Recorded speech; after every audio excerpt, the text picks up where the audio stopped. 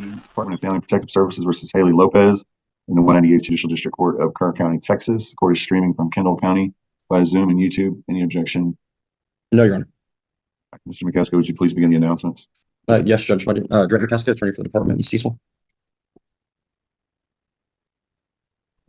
Regina Cecil, investigator for Family Protective Services. Jimmy Dresden Mitchell, investigation supervisor. Ms. Cecil and Ms. Mitchell, would you Yes, both yeah. raise your right hand? All right. And Mr. McCaskill, you told me before we went on the record that the mother, Ms. Lopez, was served. Yes, Judge. She was served on May 1st. And just for the record, what is the department seeking today? Judge, we filed a petition in aid of investigation. Specifically, the department is asking the court to order that the department be able to interview the children that are subject of this investigation, to be able to transport the children for forensic interview and for that forensic interview. Along with the order to be able to interview the children, Judge, I believe there's also the request that the department be granted an order that allows for entrance into the location wherever the children may be found for the purpose of interviewing, investigating, and examining. All right. Is there any specific evidence that you want to put on, Mr. McCaskill? Yes, Judge. I'd like to call Ms. Cecil and just get testimony regarding the intake and the efforts that have been made during the course of the investigation. You may Okay, the investigator that's assigned to this case? Yes, sir. Okay. Can you just briefly tell the court, well, actually, let me ask you this. When did the department receive an intake regarding the children in this case? On March 26th of 2024. And what were the specific allegations contained in that intake? There were allegations of physical abuse By by the which mother, child? Haley Lopez, against one of her daughters. Okay, which daughter specifically? And Kaylin. have you Sorry, there's a lag. have you made attempts to contact Ms. Lopez regarding these allegations? Yes, sir. Okay, and what attempts have you made?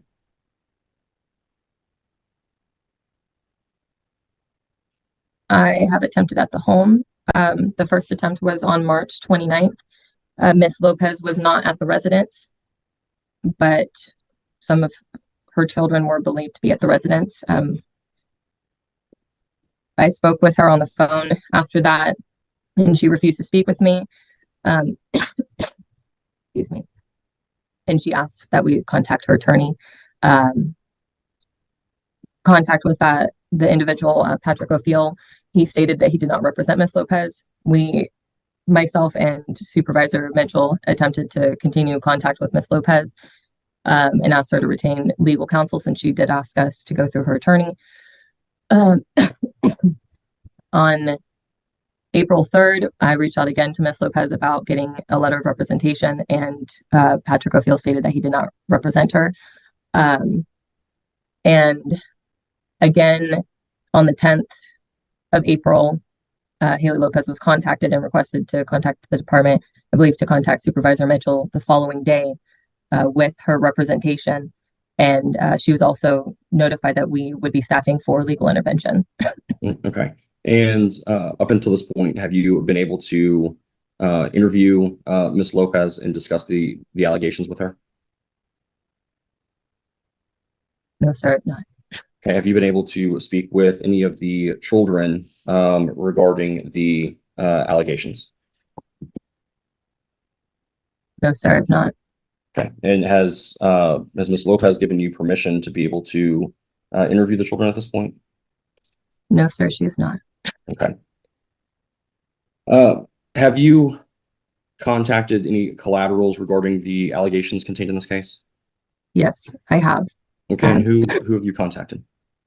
I spoke with the counselor from the school, from one of the schools, Miss Jones, and she is, I believe she's the counselor of Addison, and she stated that she has continuing concerns for the safety and well-being of the children, and that Addison has spoken about the fistfights that she's seen between her mother, Haley Lopez, and her sister, Kayla. I spoke with the Miss Kelly from the high school, who looked into the system to see if the oldest was attending school, because one of the allegations on the intake stated that he was not in school and he hadn't been in school. I spoke with another counselor from the middle school who stated that Kaylin is very reserved. There are times where she seems to be herself, but she doesn't open up to anyone. She doesn't talk to anyone, and that's a little concerning because they've known her for a while. And then I spoke with people at the apartment complex where Haley Lopez lives. I spoke with a manager who stated that there was several noise complaints coming from the apartment, and that Miss Lopez had not been very communicative as far as requests that the apartment had given her regarding like vehicles or trash or something that was sitting out, and then they said that they were about to seek legal counsel, and then the neighbor did not want to be mentioned for fear of retaliation, and stated that it sounds like there's fights going on upstairs, things being thrown around. She said that she has seen men coming and going from the apartment all hours of the night, and it's concerning. She said that she's seen mom leave the apartment and the men still be up in the apartment, and she had gone up there and seen children left there without a caregiver or an adult. Okay. Do you believe that the court order in aid of investigation is necessary to protect the children from potential abuse or neglect? I believe it is. I don't Okay. believe that the mother will be. Oh, continue. I'm sorry. Well, and so can you just explain to the court why you believe that the order is necessary to protect or potentially protect the children from abuse or neglect? Currently, I don't believe the mother will be cooperative with the department. Based on history, there's a lot of history with this family of the mother continuously putting her children in harm's way. The children have been removed from her care and placed with caregivers, foster care, PCSPs, and then returned to her care at a later date. Services had been worked several times. The mother engaged knowingly in domestic violence incidents, and as well as self-harm with her children present. Based on the history, I don't believe that she would be protective and willing to put her children first to make sure that they are safe. Okay, and based on the mother's history and regarding or involving domestic violence, and the allegations for physical abuse and physical altercations between the mom and the children, do you believe that this order is necessary? Yes, sir, I do. Pass the witness, Judge. Well, we don't have mom here and no opposing counsel, so I've heard in your opening what you were seeking after testimony from Ms. Cecil. Is there anything you want to change about that, Mr. McKeska? No, Judge. The request remains the same. We are asking for an order that allows the department entry into the location where the children may be found for the purposes of interviewing, examining, and investigating. Also asking the court to grant an order allowing the department to transport the children for forensic interviews. Court takes judicial notice of the fact that the mother was served on May the 1st, 2024. Court also takes notice that she has not appeared today, despite being served with adequate notice. And court finds that these proceedings are not only being recorded, but also broadcast via YouTube. So court is going to grant the department's request as stated on the record by Mr. McKeska. If you send me an order, I'll sign it. No, thank you, Judge. All right. Thank you all for your time and your service. All parties are excused. Thank you. Thank you, Judge. Thank you, Judge. First Judicial District Court of Kendall County, Texas. Mr. McKeska, would you please begin the announcement? And Joy McKeska, attorney for the department. Kim Coffey, adoption specialist. Amy Harding, Hill Country Casa, guardian ad litem for JC. Carol Alleman, will you go ahead and announce, please? Carol Alleman, Casa volunteer, guardian ad litem for the child. Carol Collins, attorney ad litem for JC. Laura Martinez, adoption supervisor. We are here today for a permanency review after final order. It appears that permanency goal is still relative adoption, and that is with a placement, effective kin placement here in Bernie, Kendall County. Ms. Coffey, that placement is safe and appropriate in meeting JC's needs, Yes, Judge. and it's in her best interest to remain in that placement. Yes, Is that the least restrictive placement available? it is. Report shows that she's up to date on all of her checkups. Everything Yes, looks Judge. good. Okay. And her psychotropic review is up to date as well for her meds. It is. I was actually in the home last night, and she is no longer on the olanzapine. I guess she decided she just didn't feel like she needed to be on it anymore. It was for some anxiety. So when at her last med review, they did take her off. Okay.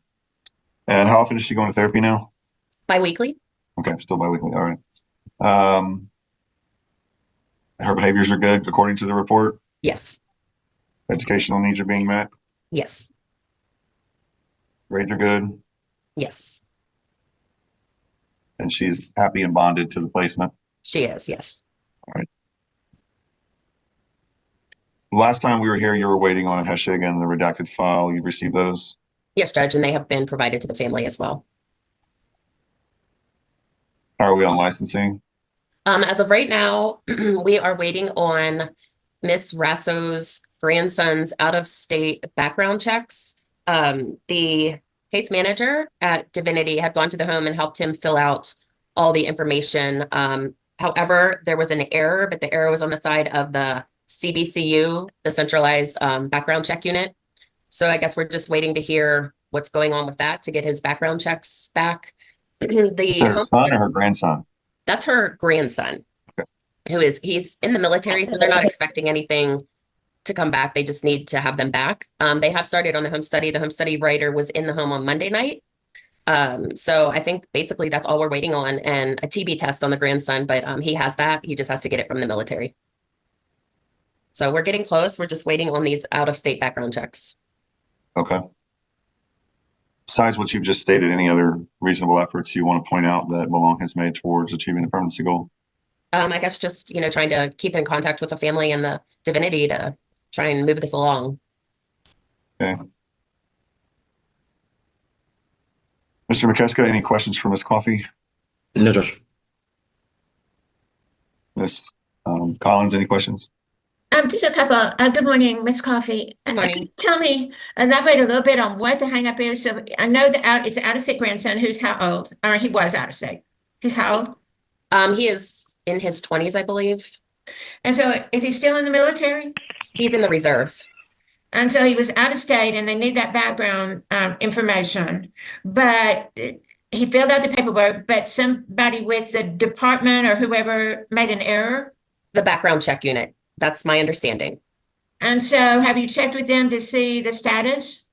With the background check unit? Yes. I cannot do that. Divinity has to do that. And I don't even know if because we had this issue before on another case, and I think they just kind of have to wait for them to come back, from my understanding. So you don't know if the error's been corrected? Not at this time, no. Okay. And okay, that doesn't really make sense to me. There's nobody at the department that can check on the status of the background checks, right? To see if the error is corrected and if it's on its way, because we've been waiting on that for months. I don't know how to contact a background check unit. All I can do is get with Divinity, because they're the ones who submit all that information. Okay. And as far as the psychotropic meds, you were mentioning one she's off of. Does that mean she is now not on any of those meds? She is on the escitalopram and the Quellbri, and the she's on the cetirizine for the allergies, and then the other one, it's the really long one. That's just because she has had some weight loss, so it's trying to help her put on weight. And the first ones you mentioned are for what? The escitalopram is for, I believe that's depression and anxiety, and then the Quellbri is for her ADHD. Okay. But all in all, she's where she wants to be. Yes. Okay.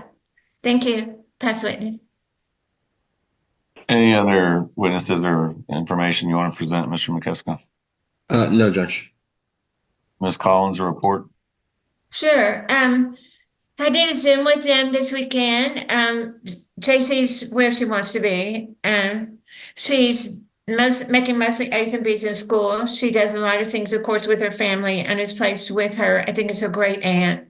She's in theater in school, and she's also in a soccer league after school that's not affiliated with the school, as I understand it.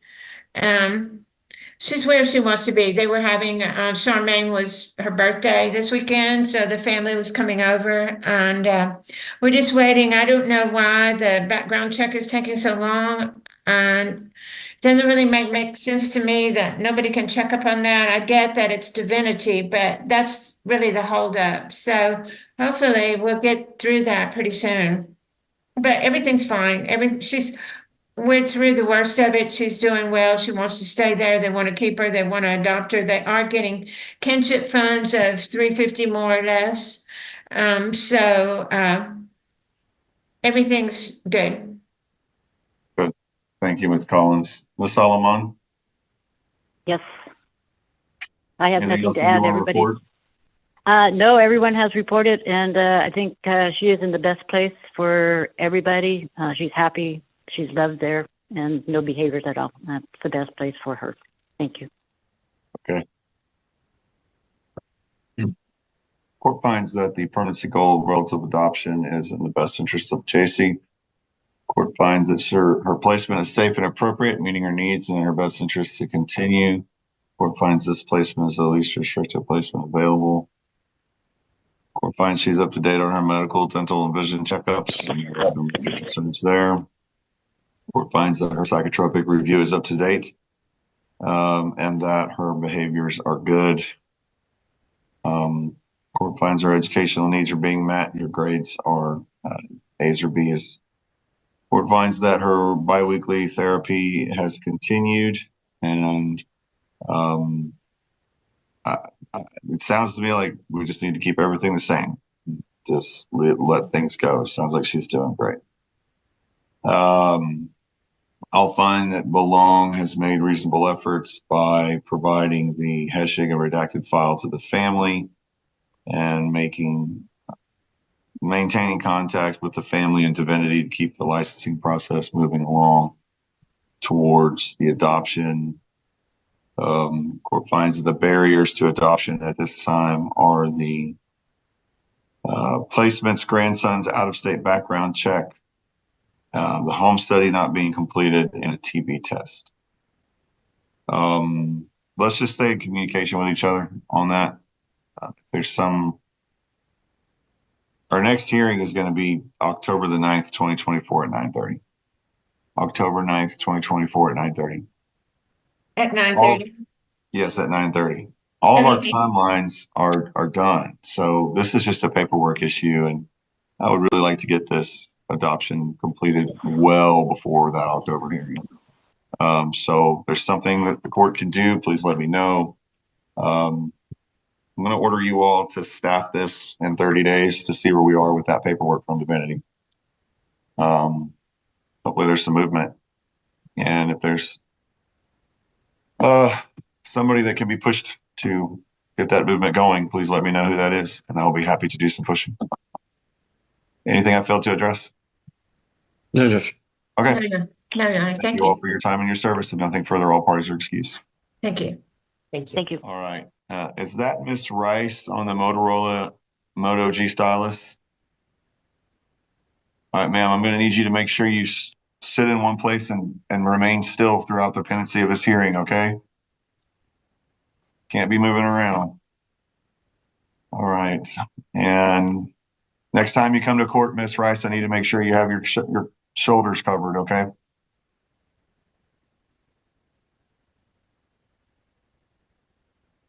Department of Family Protective Services versus Jayla Brianna Rice in the 454th Judicial District Court of Medina County, Texas. The court is zooming via YouTube or broadcasting via YouTube and Zoom. Any objection?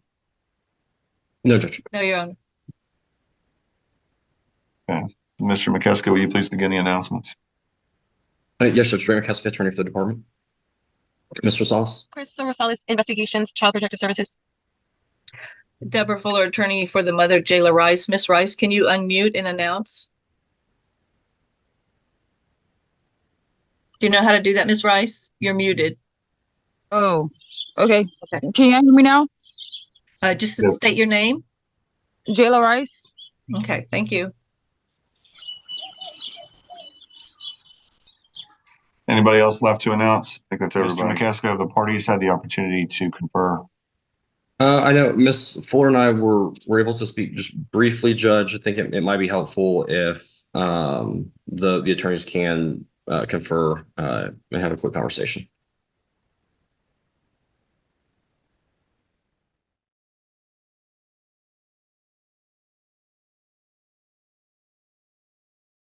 Mr. McKeska, after conferring, how do the parties wish to proceed?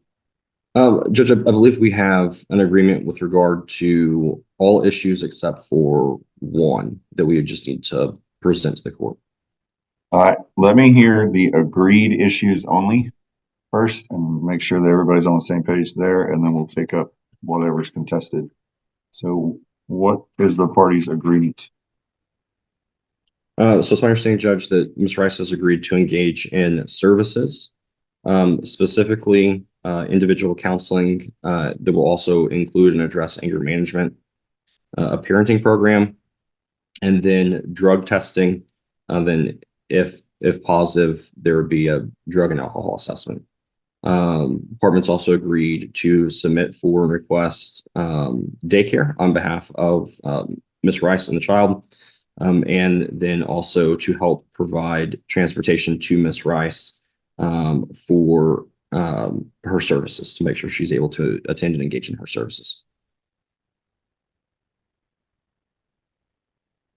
Ms. Fuller, is that your understanding of the agreed issues only? Yes, Your Honor. Ms. Harris? Yes, Judge. All right, what is contested? So, Judge, the issue that we need to present to you really deals with access to Ms. Rice's home environment. It's my understanding that she lives with some individuals that are not related to her, and they are not in favor of allowing the department to have access to the home to be able to assess for safety. And so we weren't able to reach an agreement on that particular issue. And Your Honor, my client is willing for the department to see her child and meet with her anywhere outside of the home. She is living with some individuals that feel that they do not want CPS in their home constantly. And I think that if that issue is pushed, that she may be asked to leave, and then we will have a mother with a small child on the streets versus her being in a home right now. She really, I mean, she's willing to meet them anywhere, have them come and pick her up, pick up the baby and see the baby. But the people that she lives with are not willing to have CPS, myself, or anyone else in their home. Okay. And I don't want her to be on the streets. She's willing to engage in services, but she doesn't have anywhere else to go right now. Well, Mr. McKeska, what's your, and I need to hear from Ms. Harris, but what's your position on this issue from a legal perspective as far as court orders and my authority over persons not before the court? Well, I mean, to be perfectly candid with the court, I don't think that the court can issue orders regarding a third party that aren't before the court, because the court wouldn't have jurisdiction to issue that order. I do think the court can order Ms. Rice to grant that access under Fourth Amendment analysis, being that she would be an adult resident of the home. She would be able to consent, at least in Fourth Amendment considerations, to searches of the common areas and her private living quarters, but nothing else. And so I do think the court has the authority to order Ms. Rice to be able to consent to it, but definitely not the other adult residents of the home. And I disagree with that, Your Honor. I don't think she could be ordered to consent to having the department in a home that she does not own. She is staying there. She's only been there for a short period of time. That is not her residence, and I do not feel like she could be ordered to basically order the people that she lives with to allow CPS in their home. Ms. Harris? Your Honor, I think that's part of the problem and why we've got a court-ordered services case, because we need to be able to make sure she's providing a safe living experience for her baby. I think that the court can order her to provide access to wherever she's at. If she doesn't do that, then I think that's something that then we'll have to come back to court. All right. Ms. Rice, you heard the agreed part of this agreement that you would work these services that Mr. McKeska stated. Yes, sir. You had the opportunity to discuss those with your attorney. Yeah, I already talked to my attorney. Yes, sir. Okay, so you understand what you're agreeing to. Yes, sir. All right, and you're asking the court to approve the agreement today? Yes, sir. And you weren't forced to agree to this in any way? No, I was not. Okay. This is my decision I'm making. Okay. Then Ms. Rosales, you believe that there's sufficient evidence to satisfy a person of ordinary prudence and caution that abuse or neglect occurred, or there's a substantial risk of abuse or neglect or continuing danger to the child's physical health or safety caused by an act or failure to act of the parent? Yes, Your Honor. You believe that family preservation services are necessary to ensure the child's physical health or safety? Yes. And you believe that the services that have been stated here this morning are appropriate to address those risks? I do. And you believe that they're in the best interest of the child? Yes. Okay. Then the court is going to grant the department's motion and find, as Ms. Rosales just stated, I'm going to mute you, Ms. Rice, just so I can cut down on that noise, that there was sufficient evidence to satisfy a person of ordinary prudence and caution that the abuse or neglect occurred, or there's a substantial risk of abuse or neglect or continuing danger caused by the act of or failure to act of the parent. And these services are necessary to protect the child and ensure their physical health and safety, and the services stated are appropriate and that they're in the best interest of the child. So order those as stated by Mr. McKeska on the record. And then as far as access, I don't believe that the department has the right to enter private areas of this residence, but I do believe that the court has the authority to order Ms. Rice to allow the department to search areas of her residence, whether she owns it or not. It's her residence, that are common to her and the child, or that is her bedroom. Otherwise, we can't get anywhere with this case. And where that concerns me, Ms. Rice, is that if they can't check on where you live and where the child's living, then they're gonna want to do something more drastic. And I don't want that to happen. I want to be able to take care of the issues that exist in this case so that we don't start getting into conservatorship issues, which are much more invasive on your life. That being said, I'm going to limit the amount of times that people are going to be in and out of that residence out of respect for the fact that there are other folks living there. So my order is that the department and the ad litem may enter the residence as far as common areas and Miss Rice's bedroom. They are prohibited from entering any areas that are private to the other folks in that home or the owners of that home. No searching those areas, nothing like that. Only the areas that pertain to Miss Rice in this case. And it's limited to twice a month throughout the life of the case at this time, for no more than an hour at a time. I think that that's sufficient for the monitoring, and I think it's respectful of the fact that there are other folks living in this house, so I don't have jurisdiction over. But Your I do Honor, believe. I'm sorry. I would just request that if you could limit it to once a month. I do not want her out on the street with her daughter. I mean, this is a young child, and I'm really concerned about her being asked to leave. If you could limit it to once a month, I think maybe hopefully the homeowner will be okay with that. But I just don't want her to be out on the street. That's a strong possibility. And Judge, based on prior communications that I had with representatives from the department, I wouldn't object to that request. It's going to start at twice a month. There's only so much I can do to make this work without basically tying everybody's hands. So I'm trying to be as respectful as I can, but we're going to start at twice a month, and then we'll revisit this issue when we come back. All right. Our next hearing is going to be June 18th, 2024 at 11 a.m. June 18th, 2024 at 11 a.m. And I'm also going to order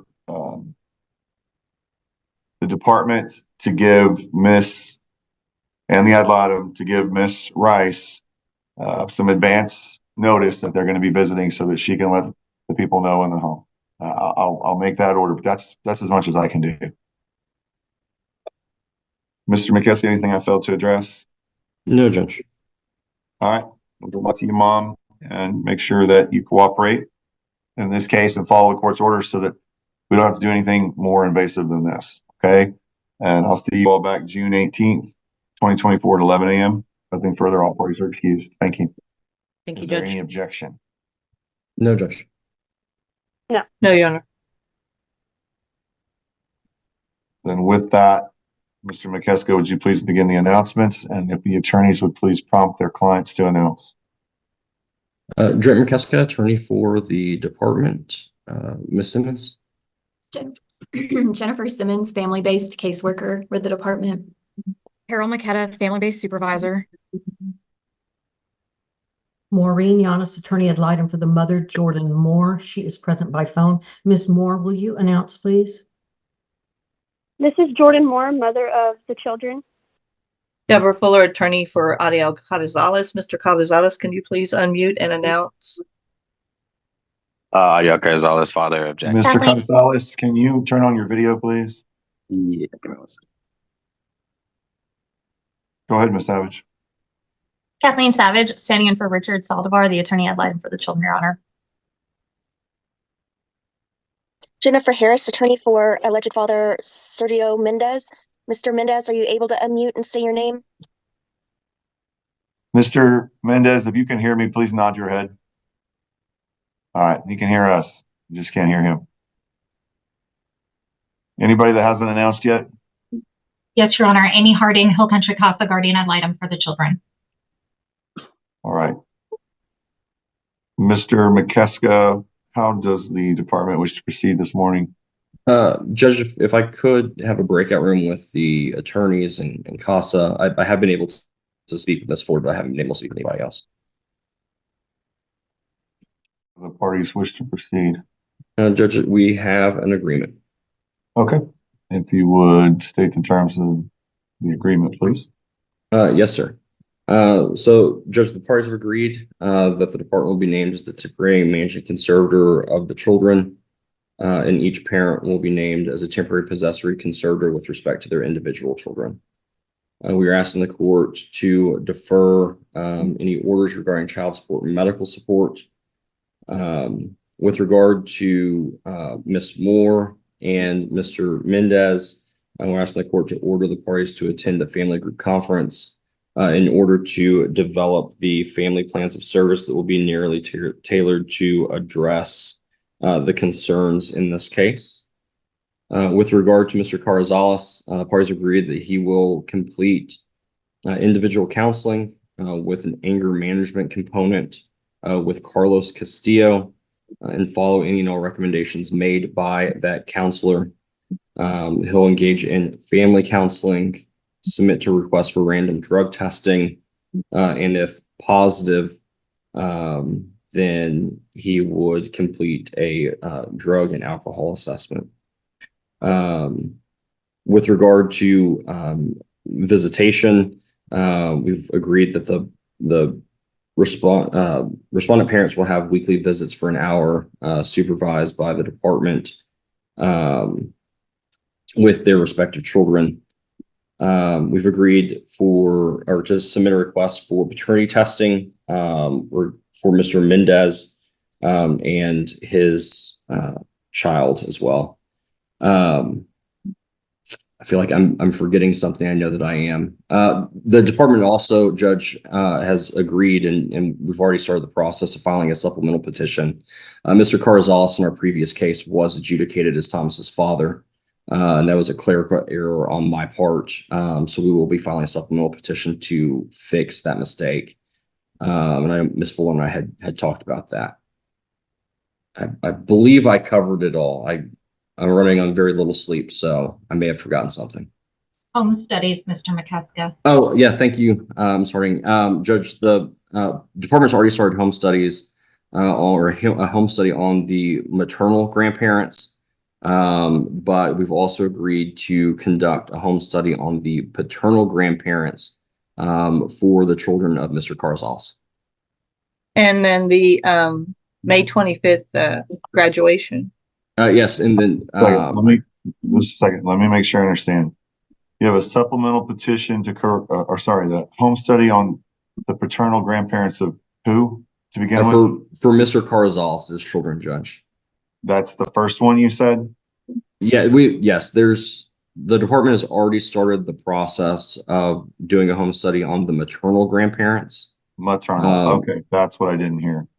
And we've agreed to also conduct a home study on the paternal grandparents for Mr. Carrizales' children.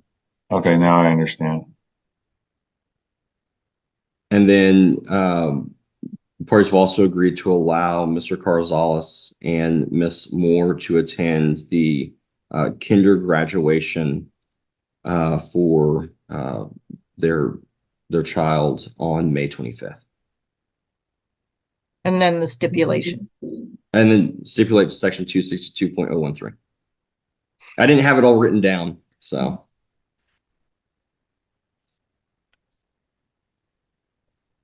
Do all the parties stipulate to the reasonable efforts made in the affidavit? Yes, Your Honor. Yes, Your Honor. Yes, Judge. Yes, Judge. And who was going to be giving testimony had this gone? It would be Ms. Simmons, Judge. Ms. Simmons, you believe this agreement is in the best interest of the children? I do. And do you believe that the department made all reasonable efforts to prevent or avoid a removal Yes. and to return the children home? Yes, Your Honor. And as of today, is everything that was in the submitted affidavit, as far as you know, still true and correct? Yes.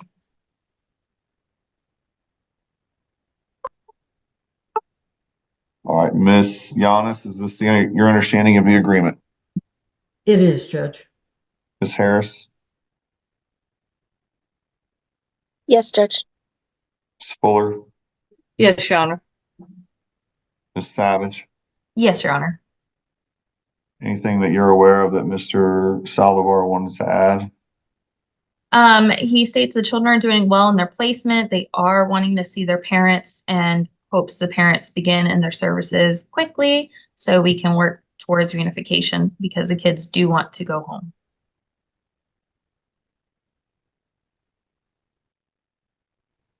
Mr. Mendez, are you still muted on your end? Can you say something so I can see if I can hear you?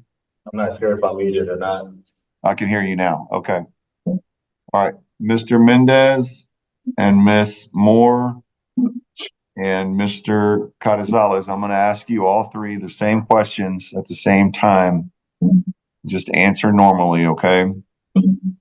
Did all three of you hear the agreement stated by Mr. McCusker on the record?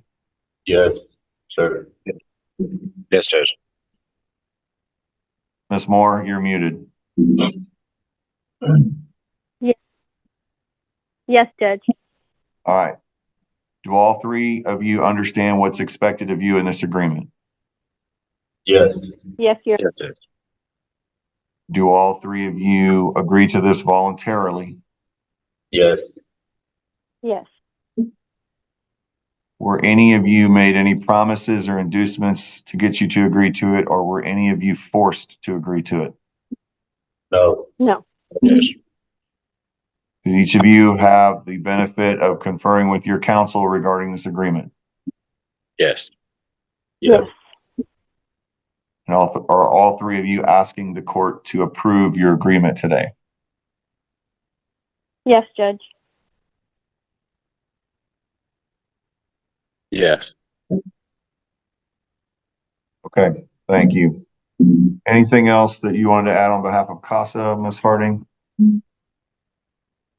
We're in agreement with the agreement as presented to the court. We're thankful that they're with relatives and we have multiple relatives to consider. Okay, thank you.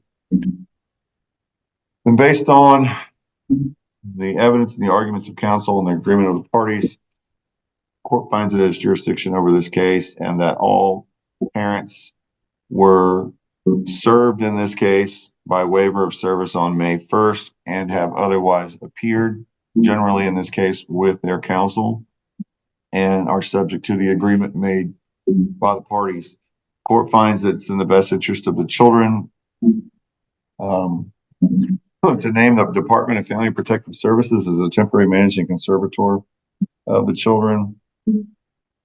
Court finds that it's in the best interest of the children to name the parents as temporary possessory conservators. Court finds that there's sufficient evidence to satisfy a person of ordinary prudence and caution that there was a danger to the physical health or safety of the child or children caused by an act or failure to act of the parent entitled to possession. For the child to remain in the home is contrary to the welfare of the child.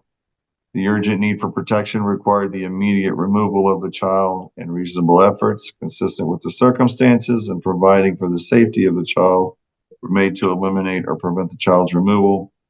And reasonable efforts have been made to enable the child to return home, but there's a substantial risk of continuing danger if the child is returned home.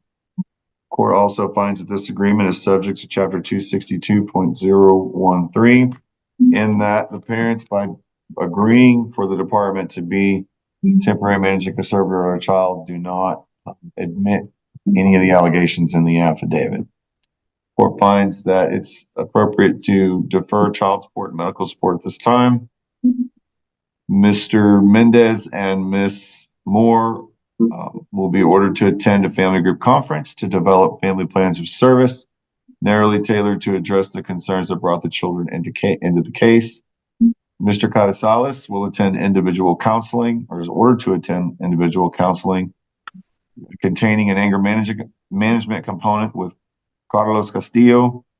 He will engage in family counseling, submit to random drug testing, and if positive, will complete a drug and alcohol assessment. Mr. Carrizales and Ms. Moore shall have visits at 1 hour per week, supervised by the department.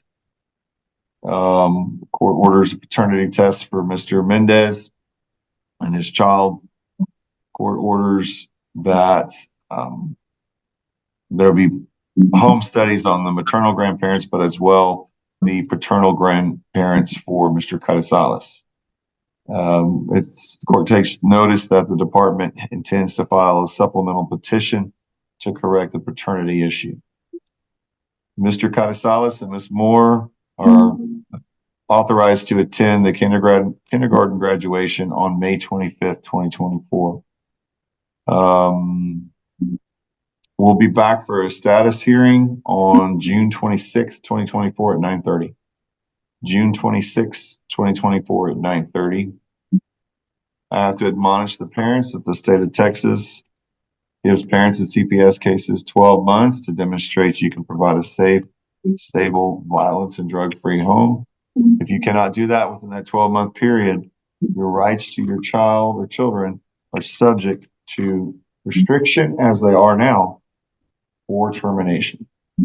I'm going to maintain Mr. Mendez's indigency status due to his incarceration at this time. Mr. Carrizales, could you unmute? please? Yes, Judge. Mr. Carrizales and Ms. Moore, do either of you have the money to pay for an attorney in this case? I don't. No, Judge. Ms. Moore, No, Judge. do either of you have any assets or accounts you could liquidate or sell that would allow you the funds to pay for an attorney? Not at the moment, Judge. No, Judge. Are either of you receiving any type of governmental assistance? No, No. Judge. Okay, at the end of the month, when you pay all your bills, would you have any money left to pay for an attorney? No, Judge. All right, then I I will would have find. I'm sorry, Ms. Moore? I was going to say I would have very little to pay for an attorney. Okay. At this time, the court will also continue the indigency finding for Ms. Moore and Mr. Carrizales and maintain the appointments of their attorneys. Mr. McKeska, is there anything else? No, Judge. Okay. Well, I appreciate you all working something out in this case. Again, we'll be back June the 26th, 2024. And I hope to hear about some good progress made between now and then. Nothing further. Thank you all for your time and your service, and all parties are excused, and that concludes.